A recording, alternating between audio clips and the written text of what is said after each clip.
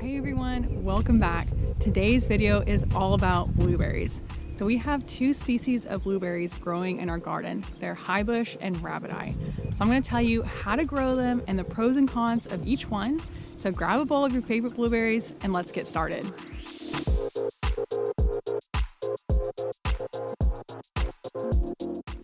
I love blueberries. They are my favorite fruit.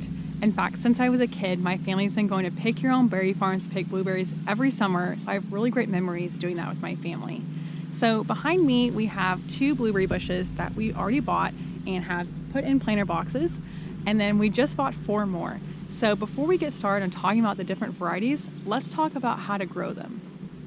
All right, so the first thing that you need to know about blueberry bushes is that they need acidic soil. So there's a few ways to test to see your soil acidity. And you can take a soil sample and send it to your local ag extension, and that'll take a few weeks, or you can buy a pH test kit from your local hardware store. So that's what I've done. I have 2 pH test kits that I've used with pretty good success. I have this rapid test electronic soil tester, and you just stick it in the ground and it tells you what your pH level is at. Or you can buy one of these test kits where you take a sample and fill it with water, and it'll tell you the pH and the phosphorus and nitrogen. So that's also helpful to have around in the garden. So you can use those 2 items to test your soil pH. Generally here where we live, our soil is neutral, so we need to add more acidity to the soil. And the way that I do that is I've used this Espoma soil acidifier in the past, and that's worked out really well for me. And then I think the most effective way to making sure that you have acidic soil for your blueberries is to plant it in peat moss. And so for these bushes that we already planted in planter boxes, we just used the soil that we have here and then added the soil acidifier and then topped it off with some pine bark mulch.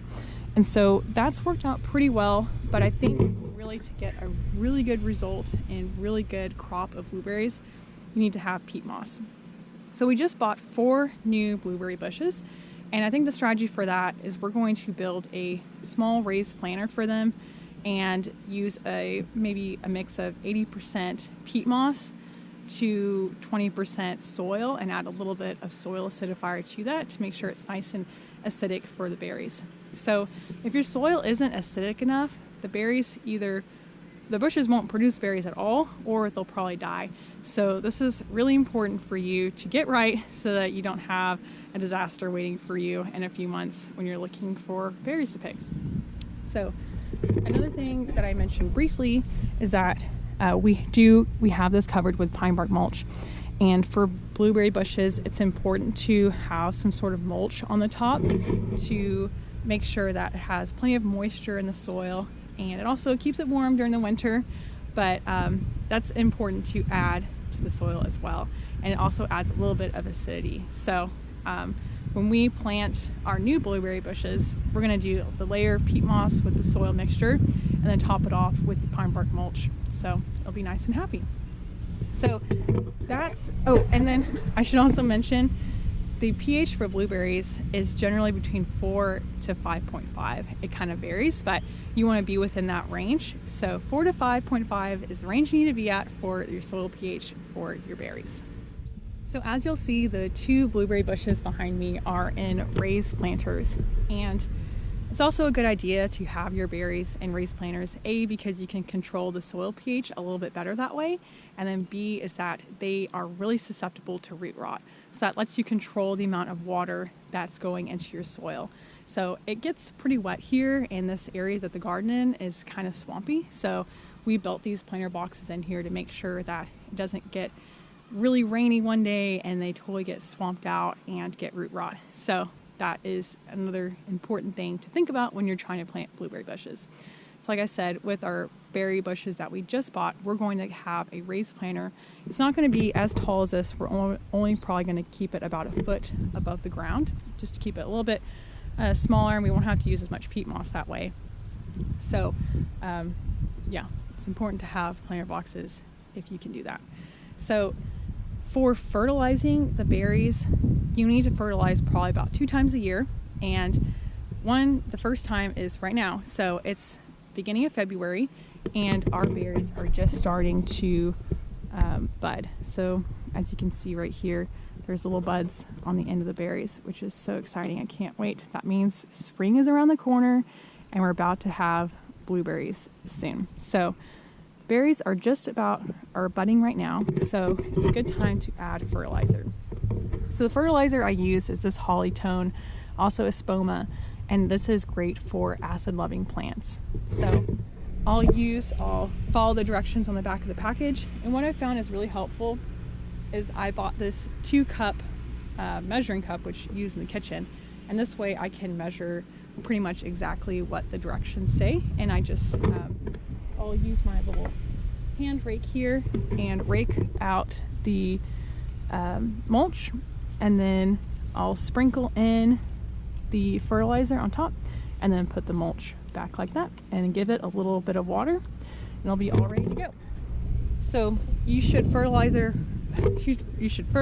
right now when it's starting to go to bud in the late winter, and then at the end of its growing season I'll fertilize it one last time. So really pretty easy maintenance in that regard. You just need to fertilize it twice and you're good. So that's pretty much how to take care of blueberries. They are really not that high maintenance plants. The important part and probably the hardest part is figuring out the pH. So if you can figure that out and make sure that you have soil that's acidic enough, you'll be good to go to produce a nice crop of blueberries. The different species of blueberries that we have growing in our garden. So like I mentioned in the beginning of the video, we have Highbush and Rabbiteye species. So behind me in our raised planter, we have our Highbush variety.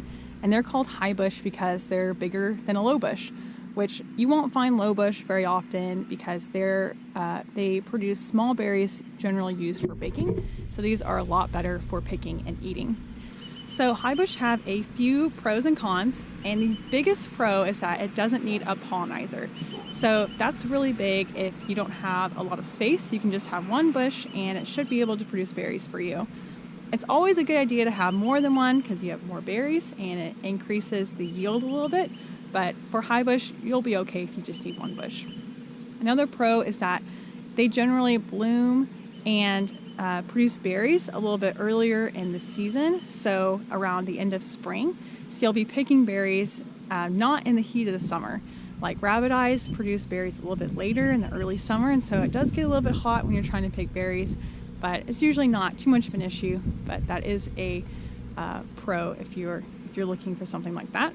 And then another is that they do produce slightly larger berries than a Rabbiteye. So some cons is that they have maybe a few more diseases and pests than a Rabbiteye, though it's not really that negligible because generally blueberries don't have many diseases and pests, so it's not really a super huge issue. Since these are native to Northeast North America, some of these are bred and produced for areas that are a lot cooler here, so you just have to be careful and make sure you buy the right variety for your area.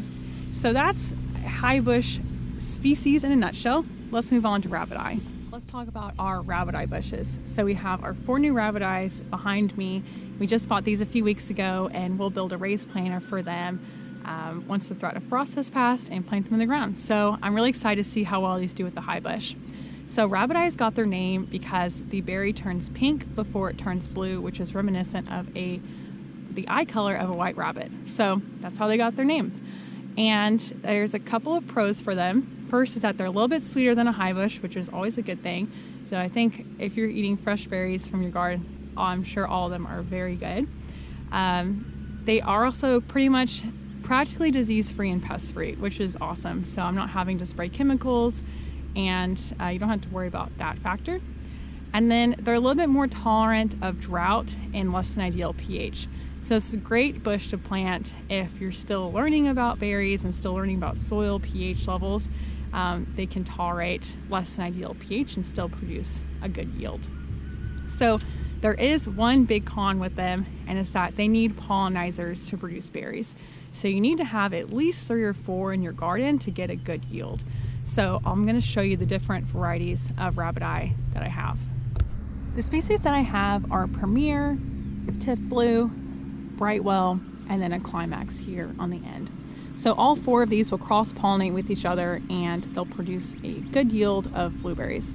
So it definitely is a con if you live in an area that doesn't have a lot of space and you can't have 4 different varieties of berries. You definitely should probably stick with the Highbush because you only need 1 or 2 there. So when you plant these, they recommend to be about 4 feet apart. So the space does add up for sure. So definitely a con if you don't have a lot of room. Another con is that the berries are a little bit smaller, if that's a con to you. I don't really care. I think they're all really good. And then they produce berries later in the season. So you'll be picking them at the beginning of the summer, midsummer mark. So it will be a lot hotter outside when you go to pick them. I love the heat, so I don't mind picking them in the heat of the summer, but for some people that's an issue and you might want to stick with a Highbush in that case. So I'm really excited to see how well these do compared with the Highbush, and I'm excited to build a new race planter for them, which we'll have a video on that later on when we get around to it. But I really hope you enjoyed this video today and you learned a little bit about blueberries and how to grow them and the different species and varieties that we have. So please like and subscribe if you like this video, and we'll see you again next time. Bye.